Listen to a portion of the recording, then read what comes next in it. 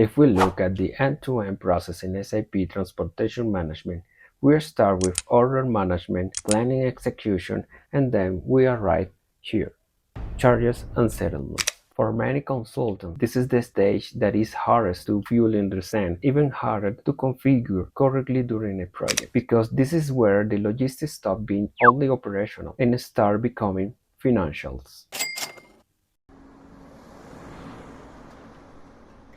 And TM is not only about freight movement.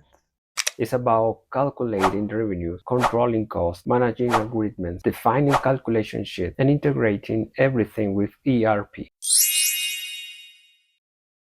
And if this part is not designed properly, your profitability report won't be reliable. So in this video, I'm going to break down charges and settlements so you can clearly understand how everything connects. Think about the whole journey. It starts with a need, a sales order or stock transfer that creates a transportation requirement. You plan it, create a freight order, and give it to a carrier. They pick it up, drive it, and deliver it. Once the truck is empty and the job is done, the financial side wakes up. This is where the charges and settlement takes over. First, charges are calculated based on the freight agreement according to the selected carrier. Second, after the shipment is delivered, we create a special document called Freight Settlement Document or FSD. Third, this FSD gets posted, which automatically talks with and FICO modules to create financial entries for accruals. Finally, when the carrier's invoice shows up, it's verified against the data in our settlement document and payment is sent.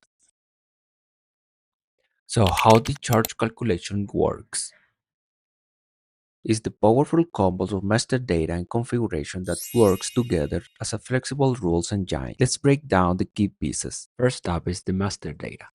This is where your commercial deals with your carriers live and breathe.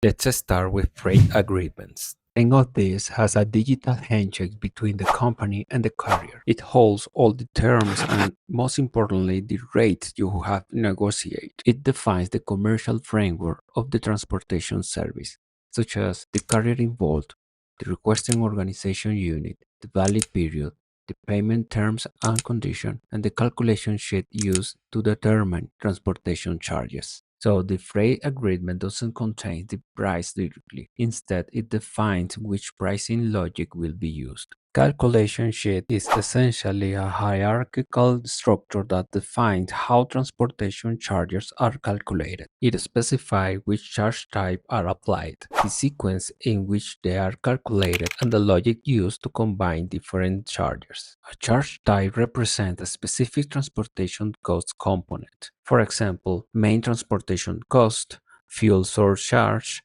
The amount can be determined in different ways.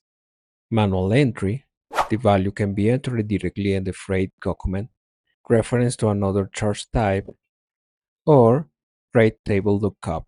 The system retrieves the price from a rate table where the applicable rate is determined using defined scales, which define the dimension used to determine the rate amount. Common scale dimensions include distance, weight, volume, quantity, or duration. Scales allow the rate to vary depending on the measurable factor. Now the question is, how does the system know what agreement to select? Let's start with calculation profile.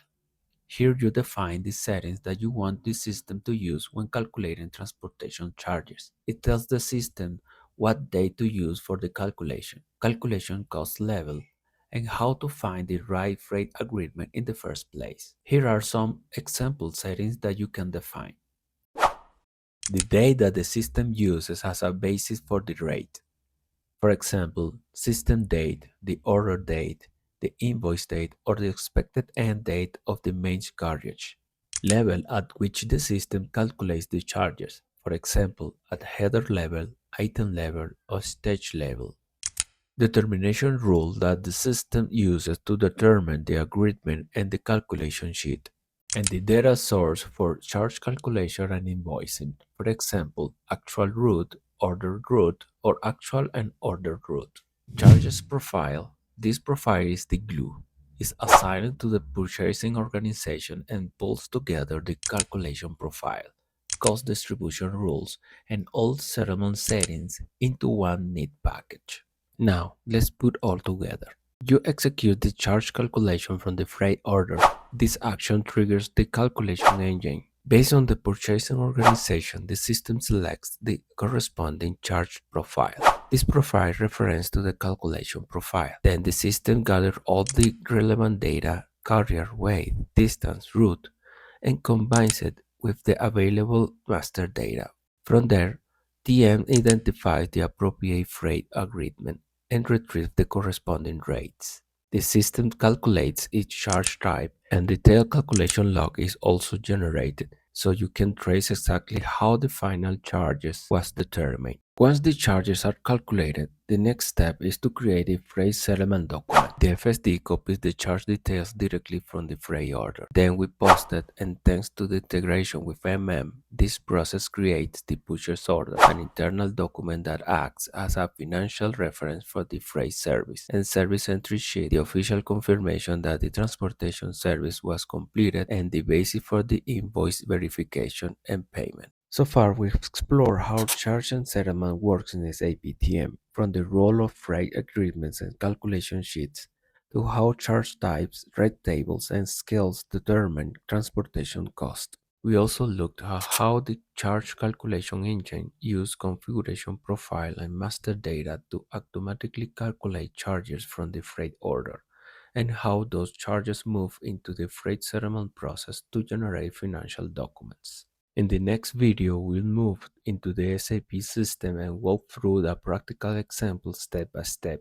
So stay tuned for the second part. And don't forget to like the video, share it, and subscribe. That helps me to keep sharing this kind of content.